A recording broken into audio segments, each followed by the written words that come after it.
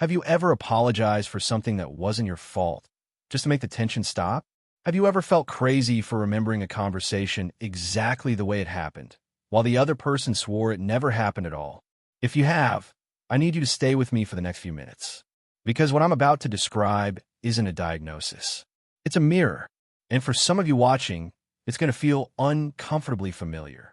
This is the psychology of narcissistic relationships. 6 traits that quietly rewire the way you see yourself, your worth, and even your own memory. Let's start with a story. Imagine a woman named Maya. She's smart, kind, the friend everyone calls when they need advice. But somewhere along the way, in her closest relationship, she stopped trusting her own instincts. It started small, a joke that felt a little too sharp, a compliment that came with a hidden edge, a partner who could make her feel like the most special person in the room, and then, an hour later, like she couldn't do anything right. Maya didn't leave, not because she was weak, because she was confused, and confusion, when it comes from someone you love, is one of the most disorienting feelings a human being can experience. If this sounds familiar, pause for a second. Not to judge yourself, just to notice, because recognizing a pattern is the first step to breaking free from it. Now let's talk about why this happens. Not with complicated theory, just with the truth. Trait number 1, the charm that hooks you before the mask slips. In the beginning, it doesn't feel like danger. It feels like magic. You are seen. You are chosen. You are told things no one has ever said to you before. This isn't an accident. It's intensity mistaken for intimacy. And it works because most of us are quietly starving for exactly that kind of attention. The charm isn't fake in the moment. It's a spotlight. And spotlights are designed to blind you to everything around them. Trait number 2, the need for constant admiration. Somewhere after the honeymoon phase, you start noticing something strange. Every conversation seems to circle back to them. Their achievements, their pain, their story. You begin shrinking. Not because you were told to, but because there simply isn't room for you. You start performing gratitude just to keep the peace. You start celebrating them louder than you celebrate yourself. And slowly, without realizing it, your own voice gets quieter and quieter. Here's something worth sitting with for a moment. When someone constantly needs to be admired, it's rarely about ego. It's about emptiness. A person who feels secure inside doesn't need the whole room to confirm they matter. But knowing this doesn't make the exhaustion of loving them any easier. Trait number 3, the lack of empathy that feels like a slow, cold shock. You get hurt. You cry. You explain, gently, why something they did wounded you. And instead of comfort, you get silence. Or worse, you get blamed for feeling anything at all. This is one of the most disorienting parts of narcissistic relationships. Because on paper, they can say the right words. They can even seem to understand. But in the moments that actually matter, when you need to be held, not managed, something is missing. And you spend months, sometimes years, trying to figure out what you did wrong. When the truth is simpler and harder to accept. It was never about what you did. Pause here for a second. Ask yourself honestly, have you ever felt more alone inside a relationship than you did before it started? If the answer is yes, that feeling is not weakness. It's information. Trait number 4, the subtle art of making you question your own reality. This one is quiet. It doesn't announce itself. It sounds like you're too sensitive. It sounds like that's not what happened. It sounds like, why are you always making things bigger than they are? Over time, you stop trusting your memory. You start writing things down just to prove to yourself that you're not losing your mind. You start apologizing before you even know what you're apologizing for. This is one of the most painful truths about these relationships. The damage isn't always loud. Sometimes it's the slow erosion of your own certainty. And once you stop trusting yourself, you become easier to control, not because you're foolish, but because you've been taught that your own perception is unreliable. Trait number 5, the push and pull that keeps you addicted to the uncertainty. One day you are everything. The next day you're nothing. This isn't random. This inconsistency creates a psychological trap. Your brain, wired to seek safety and connection, starts chasing the good moments harder than it fears the bad ones.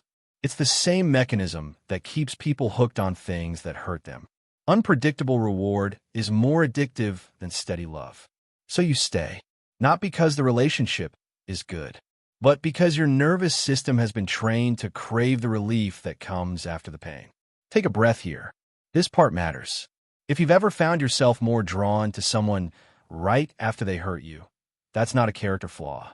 That's your biology responding exactly the way it was conditioned to. Trait number 6. The blame that never quite lands where it should. Something goes wrong, and somehow, impossibly, it becomes your fault. You forgot to mention something, so you're dishonest. You expressed a need, so you're demanding.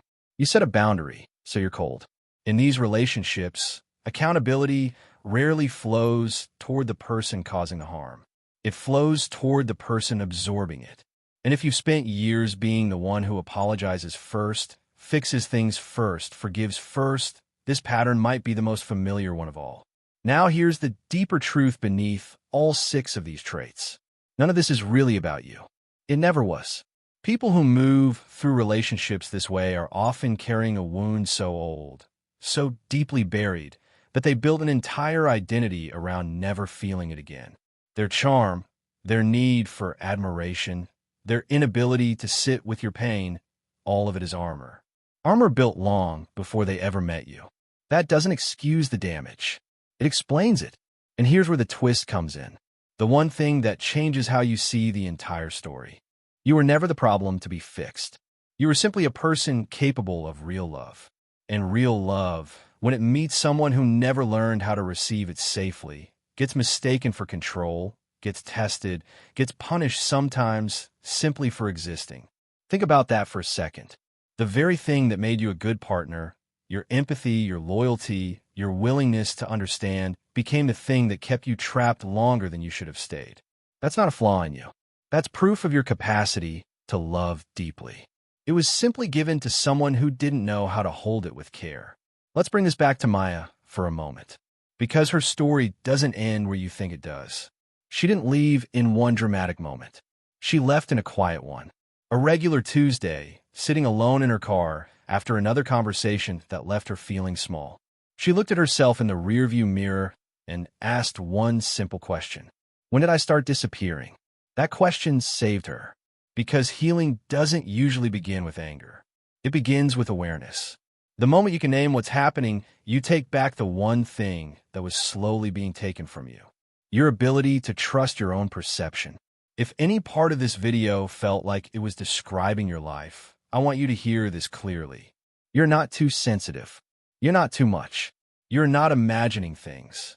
Your pain in that relationship was real.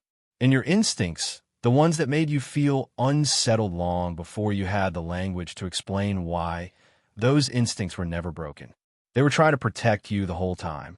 Recovery from this kind of relationship isn't about hating the person who hurt you. It's about slowly, patiently coming home to yourself, learning to trust your own memory again, learning that love isn't supposed to feel like walking on glass, learning that peace, real peace, isn't boring. It's just unfamiliar because chaos was mistaken for passion for far too long. If you're still in a relationship like this, I'm not going to tell you what to do. That decision is yours and yours alone. But I will say this. Pay attention to how you feel after you spend time with this person. Not the highlights, not the good days, the quiet moments, the ones where no one is performing. If you feel smaller, more anxious, more confused about your own worth, that feeling is telling you something important. Listen to it. And if you've already left, if you're on the other side of this, healing, rebuilding, remembering who you were before you learned to shrink, I want you to know something. What happened to you wasn't a sign of weakness. It was a sign of how deeply you were capable of loving someone. That capacity is not broken. It's simply waiting for someone who knows how to meet it with care instead of chaos. You are allowed to trust yourself again. You are allowed to take up space again. You are allowed to believe that love, real love, doesn't require you to disappear. If this video helped you feel a little less alone today, that was the entire point of making it. Understanding these patterns doesn't just protect you. It protects the people you'll meet next. It teaches you what to walk toward and what to walk away from with clarity instead of confusion. If this resonated with you, even just one part of it, let me know in the comments. Share which trait hit closest to home. Sometimes the smallest sentence you type helps someone else feel understood too. If you found this valuable, subscribe for more videos like this one. Like this video if it made you feel seen, and share it with someone who might need to hear these words today. You made it through this, and that says more about your strength than you probably realize.